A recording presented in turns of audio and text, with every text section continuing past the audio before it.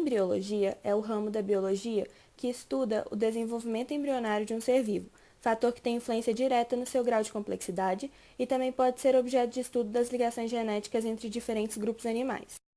A formação de um novo indivíduo se origina na tuba uterina a partir do encontro dos gametas feminino e masculino, ou seja, o ovócito 2 e o espermatozoide, e na união de seus materiais genéticos, gerando o zigoto. Em seguida, se inicia o desenvolvimento embrionário, cuja primeira fase é a segmentação.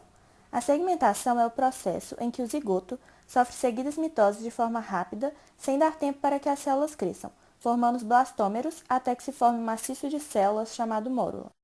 De 8 a 15 dias após a fecundação, a mórula começa a absorver líquidos, criando uma cavidade chamada blastocele. Esse processo resulta na formação da blástula. A próxima etapa é a anidação, fazem que a blástula se prende à parede do útero. O local da anidação é extremamente importante, pois se a blástula ficar muito próxima do final do útero, pode haver o risco de um parto prematuro. Em seguida, ocorre a gastrulação. Na gastrulação, o polo vegetal da blástula sofre uma invaginação, formando o arquêntero, uma cavidade que atravessa o embrião, posteriormente será parte do intestino e tem contato com o meio externo por meio de uma abertura chamada blastóporo, que depois formará a boca, o ânus ou ambos. Esse processo ocorre de maneira diferente entre os animais, podendo ser uma gastrulação de diblásticos, quando formam apenas duas camadas de células tecido específicas, a endoderme e a ectoderme, ou uma gastrulação de triblásticos, quando forma três camadas de células tecido específicas, a endoderme, a ectoderme e a mesoderme, que é resultante de uma diferenciação das células da endoderme. Outro processo do desenvolvimento embrionário é a formação do celoma, que é uma cavidade corporal importante para a formação de órgãos, distribuição de substâncias pelo corpo e proteção contra choques mecânicos. Pode ter origem enterocélica quando houver a evaginação da parte superior da endoderme e resultará em um ser deuterostômio, ou origem esquizocélica, quando a mesoderme se formar a partir de células próximas do blastóporo, formando um maciço celular que depois se organizam para formar o espaço do celoma. Nesse caso, originará um ser protostômio. Em seguida, ocorre a neurulação, ou seja, a formação do tubo neural por meio da invaginação da ectoderme, e a formação da notocorda, pela evaginação da endoderme. Posteriormente, o tubo neural formará o cérebro e a medula espinhal, enquanto a notocorda é importante para a sustentação dos indivíduos. Em animais vertebrados, as células da notocorda sofrem apoptose e forma-se um novo tecido envolvendo o tubo neural, resultando na coluna vertebral.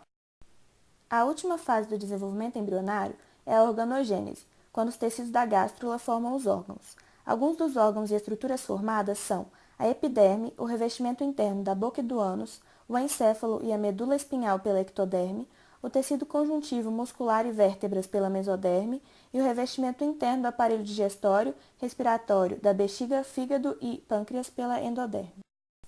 É importante lembrar que nem todos os seres vivos passam por todas as etapas do desenvolvimento embrionário. Além disso, algumas fases são essenciais para a filogenia, ou seja, para o estudo dos graus de parentesco entre diferentes espécies e como evoluíram. Estas são a formação dos folhetos, que classifica os animais como diblásticos, aqueles que possuem apenas ectoderme e endoderme, ou como triblásticos, aqueles que possuem ectoderme, endoderme e mesoderme. A formação do blastóporo, que classifica como protostômios os animais em que o blastóporo forma a boca e o ânus, ou deuterostômios, quando forma apenas o ânus.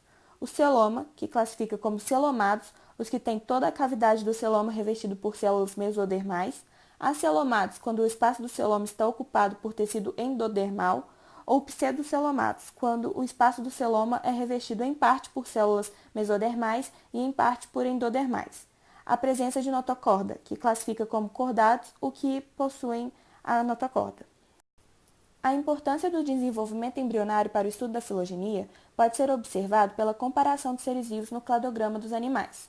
Pode-se constatar que os poníferos são os únicos animais cujo desenvolvimento embrionário é interrompido assim que a blástula se forma, então não tem formação de folhetos.